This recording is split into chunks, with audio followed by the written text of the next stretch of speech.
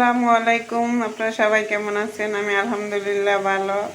আপনাদের সামনে আমি একটা নতুন ভিডিও নিয়ে আসলাম। আজকের ভিডিওতে আমি চিংড়ি মাছ দিয়ে অন্য রকমের একটা রেসিপি করব। তাই আমি কতগুলা ছোট ছোট চিংড়ি মাছ নিয়ে নিয়েছি।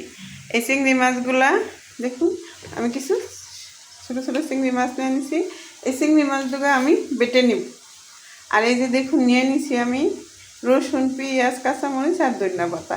এগুলো আমি এটার সাথে বেটে নিব। আরও কিছু বাটবো, জিরা, একটু তেজপাতার সাথে বাটবো। তাই এখানে আমি এগুলা আগে বেটে নিই, তারপরে আপনাদেরকে দেখাবো। আমি বেটে নিছি, সাথে তো বলছি কি দেখাইছি বাড়ছি, তার সাথে বাড়ছি জিরা, তেজপাতা, ধনিয়া। আর পাশে দিয়ে দিছি আমি ধনিয়া পাতা বাইটেও দিছি, আবার কিছু দিছি, কেটেও দিছি। দিয়ে দিলাম আমি অল্প একটু হলুদ আর অল্প একটু মরিচের ফাঁকি দিয়ে দিলাম।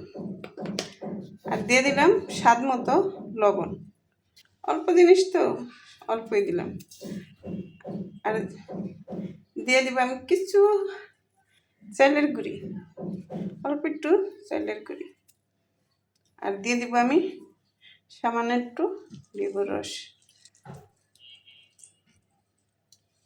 এখন আমি একলগে সব উপকরণগুলা সুন্দর করে মেখে নিব। এখন আমি এইভাবে হালকা আছে সুন্দর করে আমি এগুলা ভেজে নিব। দেখুন আমি কি সুন্দর করে বড়ার আকারে ভেজে নিছি। এখন এই যে ভাজার তেলের ভিতরে আমি কিছু বেটে রাখছি, আমি এগুলা তেলের ভিতরে ছেড়ে দিই। 1 চামচ মরিচ আর 1 চামচ হলুদ আর স্বাদ অনুযায়ী লবণ। আর কষানোর জন্য আমি দিয়ে দেব একটু পানি। এক হাতে করি তো চিকের ভিডিওটা করতে পারিনি। এখন আমি ভালো করে কষাই নিব। দেখুন আমার তরকারিটা দেখতে কত সুন্দর হয়েছে। আপনার বাসায় হইলে একবার হইলে এমন করে বানাই খাবেন, আমার মনে হয় না খারাপ লাগবে। এটা আমার নিজের রেসিপি, কারোর থেকে জানি না শুনি না, আমি নিজের মন থেকেই বানাইছি। দিয়েছিলাম একটু লেবুর রস, একটু চিনি না দিলে তো মজা লাগবে না, চিনি তরকারির স্বাদ বাড়ায়। তাই আমি দিয়ে দিলাম অল্প একটু চিনি।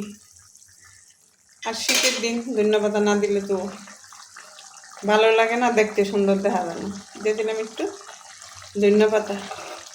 তা আমার রান্নাটা আপনার কাছে কেমন লাগলো আপনাদের কাছে অবশ্যই জানাবেন। আমার রান্না শেষ, দেখুন দেখতে কত সুন্দর হয়েছে। আর গরম ভাত দিয়ে খেতে খুব ভালো লাগে। তো এরকম করে সবাই রান্না করে খাবেন, কেমন লাগে অবশ্যই কমেন্টে জানাবেন।